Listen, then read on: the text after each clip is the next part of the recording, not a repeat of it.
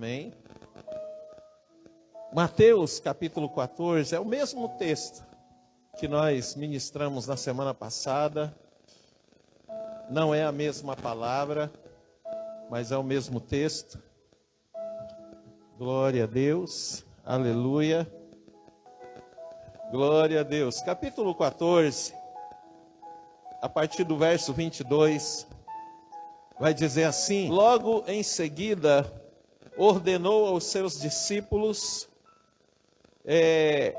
a entrar no barco e passar adiante dele para o outro lado, enquanto ele despedia as multidões. Tendo-as despedido, subiu ao monte para orar à parte. Ao anoitecer estava ali sozinho. Entre mentes, o barco já estava a muitos estádios da terra, açoitado pelas ondas, porque o vento era contrário. A quarta vigília da noite foi Jesus ter com eles, andando sobre o mar. Os discípulos, porém, ao vê-lo andando sobre o mar, assustaram-se e disseram: é um fantasma, e gritaram de medo. Jesus, porém, imediatamente lhes falou, dizendo: tende ânimo, sou eu, não temais. Respondeu-lhe Pedro: Senhor, se és tu, mande-me ir ter contigo sobre as águas. Disse-lhe ele: vem. Pedro, descendo do barco e andando sobre as águas, foi ao encontro de Jesus. Mas sentindo o vento, teve medo e, começando a submergir, clamou: Senhor, salva-me! Imediatamente estendeu Jesus a mão, segurou e disse-lhe: homem de pouca fé, por que duvidaste? E logo que subiram para o barco, o vento cessou. Amém? Glória a Deus. Querido, hoje eu vou pregar uma revelação diferente dessa palavra. Deus já nos falou dessa palavra duas coisas importantes desde 2020. E hoje, o que eu quero ministrar para você? Que o barco é a igreja, isso já foi dito em 2020.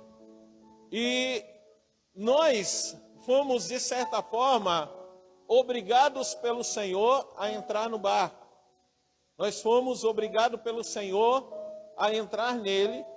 E se nós queremos algo bom de Deus, ou se nós queremos realmente a vontade de Deus se cumprindo nas nossas vidas, nós precisamos obedecê-lo e seguir a direção que Ele nos dá. Amém ou não amém? E nós estamos vendo aqui, a primeira coisa que eu quero te mostrar nesse texto que nós acabamos de ler, é que Jesus pega aqueles que são discípulos. Quem que Jesus pega? Os discípulos. Ele chama aqueles que são discípulos. Ele chama aqueles que andam em unidade com Ele. Ele chama aqueles que têm aliança com Ele. Ele chama aqueles que têm um compromisso com Ele. Ele chama aqueles que estão de fato interessados no que Jesus tem para ensinar. Chama aqueles que estão realmente querendo aquilo que Jesus veio trazer. Então Jesus pega eles e obriga eles a entrar no barco e diz: vocês vão para o outro lado.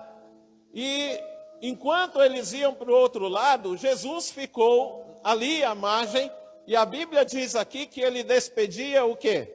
A multidão. O compromisso de Jesus com a multidão é apenas os milagres. Amém?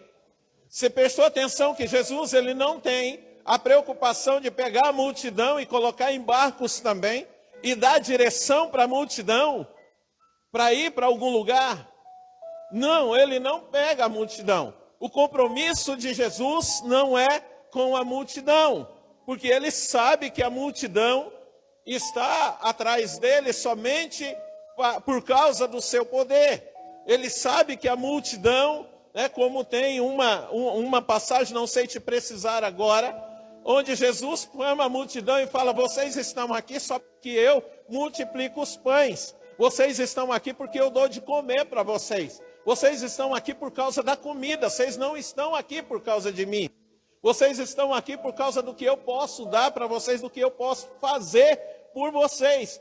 E essa é a multidão. Essa é a multidão. Então Jesus, ele pega aqueles que são discípulos dele, e os discípulos deles, querido, de Jesus, são aqueles, não é aqueles que falam: eu amo Jesus. É aquele que está disposto a negar a si mesmo e tomar a sua cruz e segui-lo aonde ele for. Esses são os discípulos de Jesus.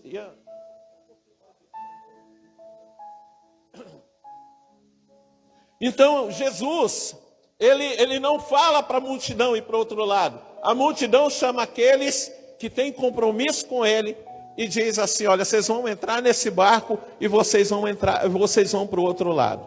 Vocês vão para o outro lado. A igreja, querido, é como o barco.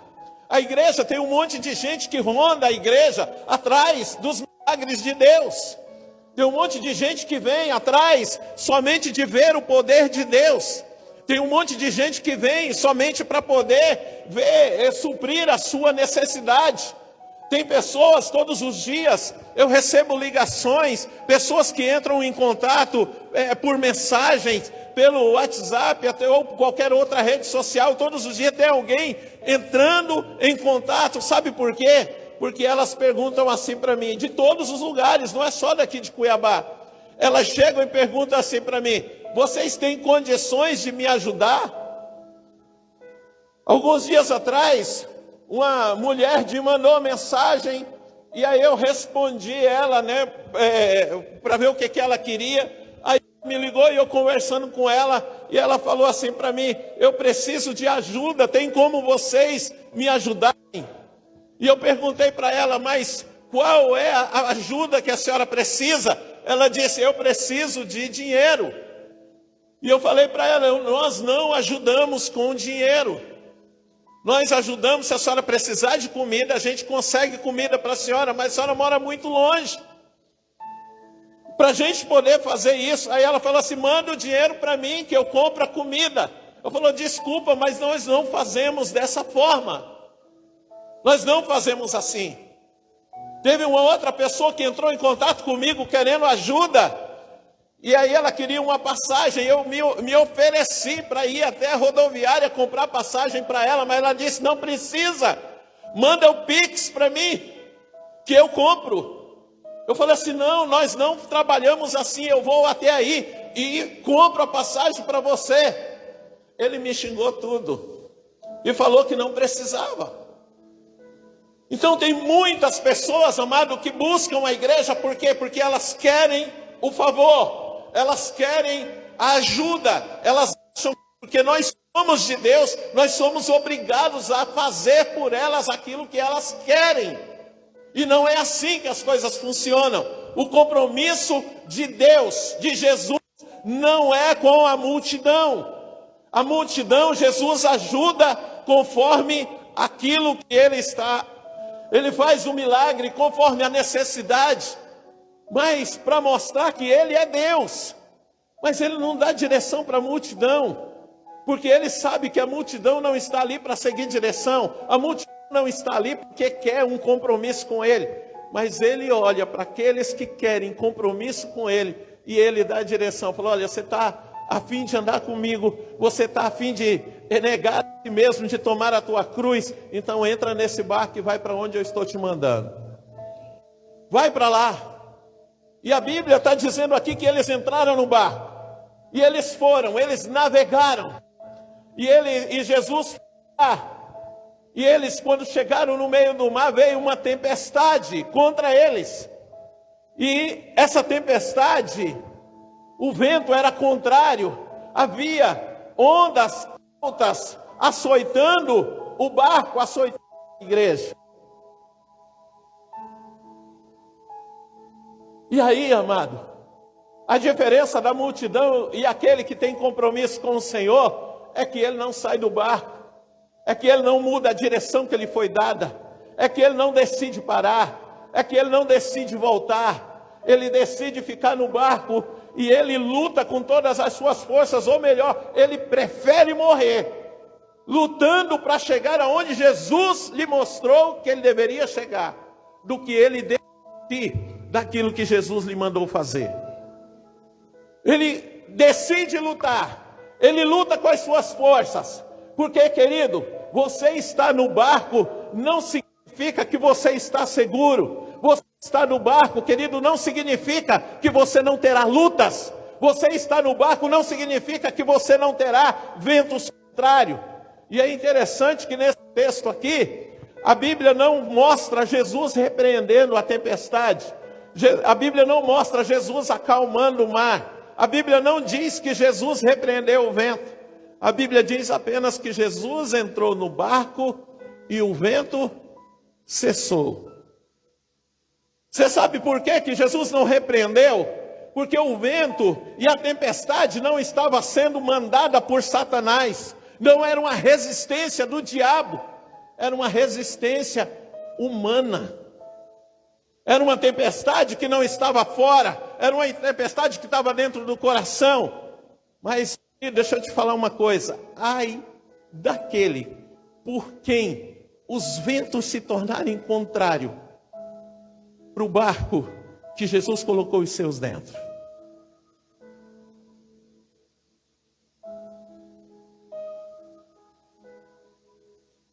As ondas eram altas e açoitava o de um lado para o outro, com o vento contrário e o mar agitado, querido. Se eles não fizessem força, não é para ir para frente, é para manter o curso. Por si só, o vento tirava do curso o barco. Por si só, o mar desviava para a direita ou para a esquerda. O barco tirava da direção, ou saía da direção que Jesus havia dado. Que Jesus havia dado. Mas eles se mantiveram ali, firmes, lutando. Mas Jesus, quando chega na quarta vigília da noite, querido, porque ele vai ficar olhando para você, vai ficar esperando você perseverar dentro desse barco, lutando contra os ventos contrários, lutando contra as tempestades, independente de onde elas estão vindo. Ele vai ficar olhando para você se você vai mudar a direção que ele te deu, se você vai decidir parar. E aí vai chegar uma hora que ele vai vir ao teu encontro. Mas entenda uma coisa, amado, ele, na sua onisciência, ele sabia que onde o barco estava. Mas entende uma coisa, quando Jesus veio andando sobre o mar, ele veio na direção que ele havia mandado os discípulos irem quando entraram no barco. Você sabe o que significa isso? Que se o discípulo no meio do caminho, diante da dificuldade, decide se desviar para a direita ou para a esquerda, se desviando ou não, Jesus viria andando sobre o mar. E se eles tivessem desviado para a direita, Jesus iria passar naquele lugar e eles não estariam lá. Se eles tivessem desviado para a esquerda, Jesus viria andando sobre o mar, passaria por aquele lugar e eles não estariam lá. Se eles desistissem, tivessem voltado, porque para voltar com o vento a favor é muito mais rápido, Jesus viria andando sobre o mar, ia passar por aquele lugar e eles não estariam lá. Por isso que quando Jesus olha para mim e para você, ele quer encontrar não uma multidão, ele quer encontrar um discípulo dele. Ele quer encontrar alguém que decidiu viver para ele. Ele quer encontrar alguém que decidiu negar a si mesmo, tomar sua cruz e ir após ele, disposto a seguir a direção que ele manda você seguir todos os dias. Todos os dias de manhã, ele te dá uma direção. Você sai de casa, se você permanece na direção que ele te deu. Se você tiver problemas durante o dia, vai chegar um momento que ele vai vir ao teu socorro. Mas você não pode sair do caminho. Não pode sair da direção, porque se você sair da direção, ele vai passar pela direção que ele mandou você ir. E se você não estiver nela, ele não tem compromisso nenhum contigo, porque você acabou de se tornar multidão. e deixou de ser discípulo. E Jesus não vem, não é por causa de nós, amado. Tem gente que se acha, fala, não, eu sou o cara. Não, você não é. Porque quando Jesus ele foi atrás dos discípulos para poder resgatá-los lá no meio do mar, no barco, você sabe o que Jesus foi resgatar? A palavra que ele tinha dado. Ele não disse, vai para o outro lado. Se eles permanecesse, perseverasse e morresse no caminho, a palavra dele teria caído por terra. E ele se tornaria mentiroso, coisa que ele nunca foi, não é e jamais será. Porque ele não é homem para que minta, nem filho do homem para que se arrependa. Ele promete e ele faz a direção que ele nos deu, amado. Nós iremos segui-la até o final. Como geração eleita, não vamos desviar nem para a direita, nem para a esquerda. Aquilo que nós cremos vai permanecer, não será acrescentado e nem tirado daquilo que o Senhor nos deu. Não será. Não será, por quê? Porque nós podemos enfrentar tempestades e mais tempestades no nosso caminho. Mas no momento em que a gente tiver para desfalecer, sem se desviar nem para a direita e nem para a esquerda, é certo que Ele virá, andando sobre todos os obstáculos que tiver diante dele, para poder chegar diante de nós e estender a mão, como está lá em Isaías, e dizer assim, não temas, eu te ajudo, eu te ajudo.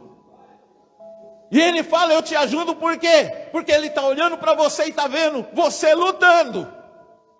Lutando não é para ter razão, como foi pregado domingo, não é por causa da tua emoção.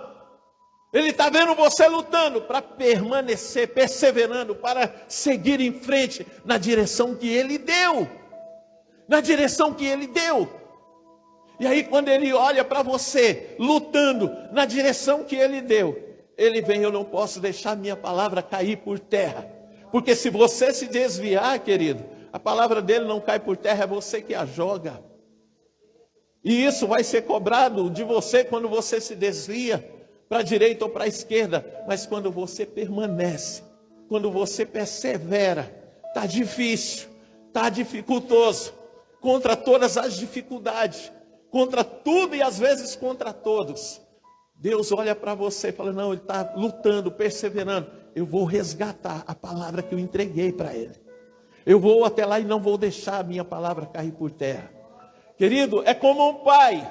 Hoje, né, é o culto do Dia dos Pais. É como um pai. O pai pega o filho. Ele começa a ensinar o filho a fazer as coisas. Ele pega o filho pequeno. E o pequeno às vezes tem uma caixa no chão e ele quer pegar aquela caixa. Ou ele quer tirar a caixa do lugar. Mas a caixa é pesada. E aí ele começa a empurrar. E você começa a incentivar ele. Vai filho, empurra. Empurra essa caixa, você dá conta. Mas você olha para ele e você sabe que não há nele força para poder tirar aquela caixa do lugar. Mas aí, você é um pai misericordioso, que ama o teu filho, que quer dar aquela moralzinha para ele. Chega pertinho da caixa, coloca o pé na caixa, vai filho, vai, você consegue, empurra. E o filho começa a empurrar e você faz força com o pé e a caixa começa a sair do lugar. E o filho fica todo faceiro, feliz. Olha, eu tirei do lugar, eu sou forte, né? Quando o filho pequeno bate no peito, olha, eu sou forte, eu consegui, mas conseguiu por quê? Por causa da misericórdia do pai, que chegou lá na caixa e tirou. Assim é o Senhor, quando Ele nos dá a direção para seguir, a gente vai seguindo, vamos encontrar dificuldades, e as dificuldades, meu amado, os ventos contrários, não são somente lutas não, vai ser coisas que a gente às vezes não quer fazer, vai ser coisas que às vezes a gente quer deixar para trás, vai ser coisas que a gente quer deixar para depois, mas Deus olha para você. Hoje à tarde eu estava conversando com o Alan aqui, eu falei assim, cara, tudo que eu vou fazer, se eu posso fazer bem feito, por que eu vou fazer mal feito? Se eu posso fazer algo, se eu sei fazer algo, por que eu vou fazer meia boca? Por que eu vou? Amado, ou eu oro ou eu não oro. Ou eu leio a Bíblia ou eu não leio a Bíblia. Ou eu venho para a igreja para cultuar o Senhor, ou eu não venho. Porque quando Ele olha para nós aqui nesse barco, Ele quer enxergar pessoas que têm compromisso com Ele, que está dentro do barco e que está disposto a enfrentar o que for por causa da vontade dEle. E aí, quando você está disposto, Ele olha para você e Ele vem ao teu encontro. Tem pessoas que falam, hoje Deus não veio no culto, não veio para Ele. Que talvez está aqui por outra coisa, não para poder dar culto a Ele, adorá-lo. Mas eu estou aqui para adorar ao Senhor. Eu estou aqui por causa da palavra dEle. Eu estou aqui por causa dessa palavra que Ele está falando hoje à noite. Eu estou aqui porque a cada dia que passar eu quero estar vivendo essa palavra. Vivendo essa palavra. Hoje de manhã eu meditava no Salmo 119. E o verso 105 é uma coisa interessante, né? Todo mundo sabe desse versículo. É lâmpada para os meus pés, é a tua palavra, e luz para os meus caminhos. E aí Deus ministrando no meu coração. E aí o Espírito Santo começou a colocar assim, olha, se você medir as pessoas, pegar a minha palavra, ouvir a palavra e começar a medir as pessoas, como a minha palavra é luz e lâmpada, ela vai revelar para você os defeitos das pessoas que você está medindo. E você não vai ter paz naquelas pessoas e também não vai ter paz em si mesmo. Mas se você pega a minha palavra, que é lâmpada e luz para os teus caminhos, e ao invés de medir os outros, mede a si mesmo, a luz virá sobre as tuas trevas e você não vê os defeitos dos outros, você vê os seus.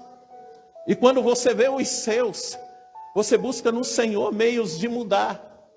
E aí você tem paz em si mesmo e paz nos outros. O problema é que a maioria das pessoas querem ter paz, mas não tem por quê? Porque são crente pá, que ouve a palavra, mas fica jogando. É assim, fulano, é assado. Às vezes, estou pregando, pode dizer, tem que aplicar em ti, pastor, essa palavra. Sim, concordo com você, mas para mim, olha para ti. Porque a palavra que Deus está te dando é para você, não é para mim. E a palavra que Deus está me dando é para mim, não é para você. E Ele está se revelando, meu filho, para nós dois, com a mesma palavra de forma diferente. Ele está mexendo em lugares, em coisas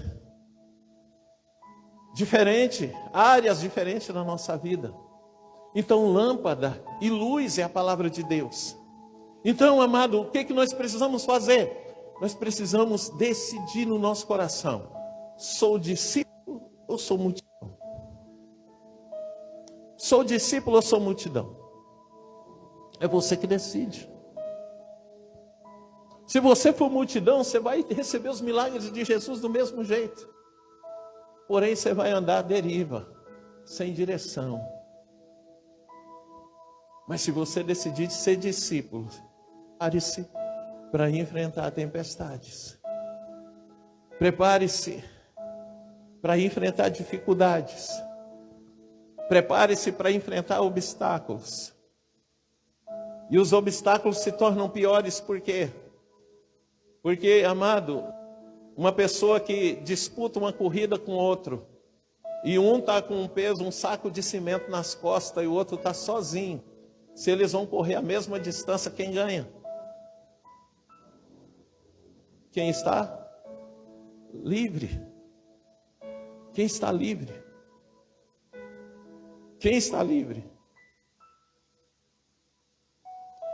Então, quando nós decidimos ter unidade, andar em unidade com o Senhor, quando nós decidimos ser discípulos, vamos pegar o jugo dele O jugo dele é suave. Amém? O jugo dele é suave. E o fardo dele é leve. Mas existe um jugo e existe um fardo que precisa ser levado. A multidão não carrega fardo, mas o discípulo carrega jugo e fardo. O fardo é leve e o jugo é suave, mas existe. E nós precisamos estar dispostos a seguir em frente. Qual que é a dificuldade? Qual que é a dificuldade? Qual que é a dificuldade? Eu quero que você fique de pé, no nome de Jesus. Quero que você feche os teus olhos, no nome de Jesus.